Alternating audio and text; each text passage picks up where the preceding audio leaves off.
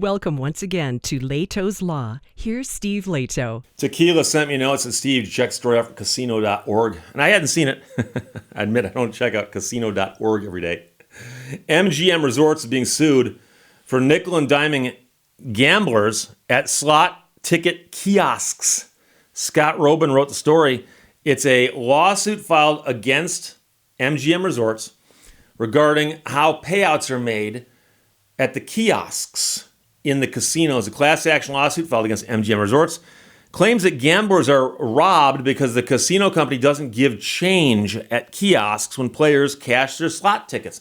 Believe it or not, this dates back to the coin shortage that we had for a brief few minutes at the very beginning of COVID. The lawsuit was filed in the U.S. District Court in Mississippi. This story is very much Vegas related, as many Las Vegas casinos do the same irksome thing at their ticket redemption kiosks. You got a ticket, says you are entitled to $5.95. You go over and you redeem the ticket and you get $5. 95 cents, disappears. Naturally, of course, this man says he wrote about this annoying practice back in 2021. The practice of not giving guests change from kiosks started during the pandemic because of the coin shortage. While there may have been a short disruption in the availability of coins, the self-serving practice at casinos didn't end when the coin shortage did. And the question is, how long did that coin shortage even last? I think it was in the news for about a minute. It's worth noting a good number of decisions by casinos have been made under the cover of COVID. For example, they'd been looking for an excuse to close money-losing buffets for years. The pandemic was the camouflage they needed to pull the trigger on this smart but painful to many casino goers decision. Yeah, I'll admit, I'm not a big gambler, okay? You may have guessed that because of other things I've said on here about what I do and don't do in my spare time. But I have been to Vegas, and I've been to a buffet. And for reasons that I won't go too in depth here on, it's one of the few times I've eaten to the point where it hurt. So, the state of Nevada keeps tabs on unredeemed or expired vouchers because the state's general fund gets 75% of the dollars gamblers leave behind. Casinos get the other 25% for administrative costs. And they refer to that as breakage, apparently, even though there ain't nothing being broken here, except possibly the bank. But apparently, the casinos have got to keep track of whenever someone doesn't redeem all their money. So if somebody walks up the kiosk with a ticket for $5.95 and gets their $5 back, that 95 cents gets divvied up between the casino and the state. The state gets 75%, the casino gets 25%. You might say, Steve, 25% of 95 cents? Really? Well, it adds up. In the fiscal year that ended in 2022, the total amount abandoned by casino slot players was $22 million. $22 million. Now, there's going to be other reasons people won't redeem their slots, like they may have something they just lost it or forgot it or something.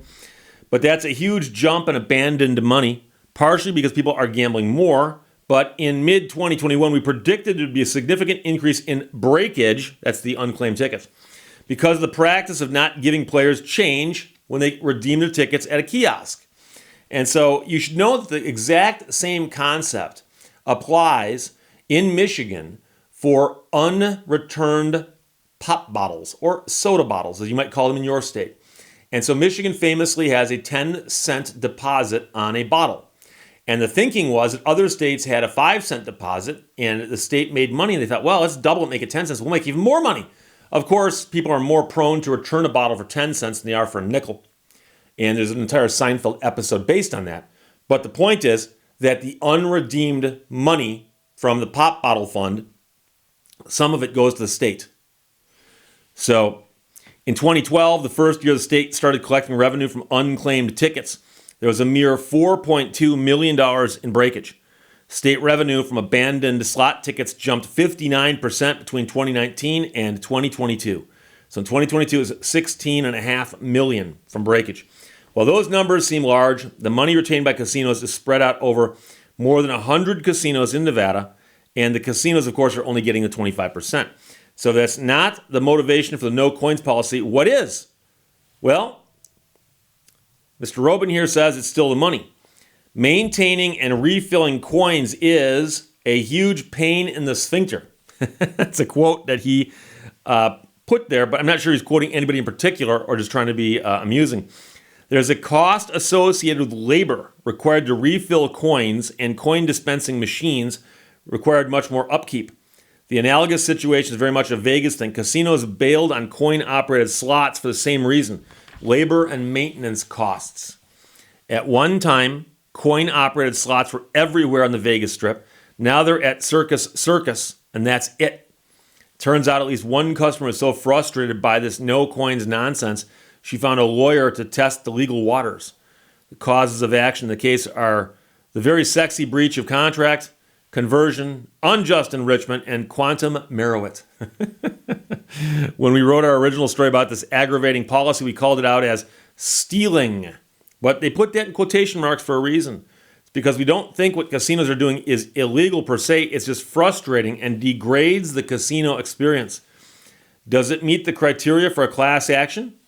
Well, we have had many interactions with lawyers, so we think we can figure this out. The machines we've encountered aren't deceptive. They just create hoops to jump through to get your coins. Many guests opt to leave their change tickets behind. Some Las Vegas casinos soften the blow of not giving coins by offering the option to donate the spare change to charity. So that's one. In the early stages of the rollout of this policy, the language on the tickets and receipts Caesars was non-existent, but our public shaming got a clarification printed on the bottom of the tickets explaining guests should visit the cage for their change.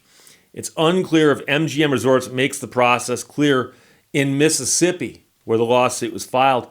It's worth noting at least one casino company, Boyd Gaming, steadfastly refused to get on board with stiffing customers for change. They provide coins at their kiosks, and they've done so throughout the coin shortage and beyond. So concern about a lawsuit wasn't the reason for them providing coins. Company listened to its customers, according to a high-ranking Boyd executive. It was more about service. It's the guests' money, so we wanted to make sure we made it easy for them to get paid. Now, one more thing about the lawsuit. It appears to have been written by someone who has never played on a slot machine. Sometimes players decide to stop while they still have credits on the machine. Apparently, the lawsuit says. The lawsuit includes an admission as a full disclosure about the process of getting change, presumably on the voucher. Says class action doesn't seem to have a leg to stand on. So, it's interesting because he's talking about going to the kiosk, and apparently if you take the voucher someplace else, you can get your change. It's the question of whether you do it at the kiosk or not. And so if it's disclosed to you that that's what's going on, it is kind of hard to make out a case on this. And it's also difficult to make out the case, so no one knew about this, because it was known about to the point where the state passed a law saying this leftover money will be treated as breakage and we'll split it with the casinos. That's how much money gets left over. But, class action lawsuits, they aren't always the most well-founded things on earth. But I will also admit, I've never dealt with this problem personally. I went to Vegas once, where I actually went into a casino and hung out with people and so on. And that was a few years ago, way before COVID. Way before COVID. It was in this century, though. It was in this century. But didn't gamble a whole lot. Basically walked around and checked out the sites. And there are a lot of sites in Vegas. Vegas, besides all the gambling, has a lot of sites. So there you go. And those buffets. By the way, if you go to Vegas and you can find one of those buffets, whether you gamble or not, they make what they do on cruise ships look like they're starving people, okay? I'm serious. The buffets in Vegas, the ones that at least of the old school variety, beyond description.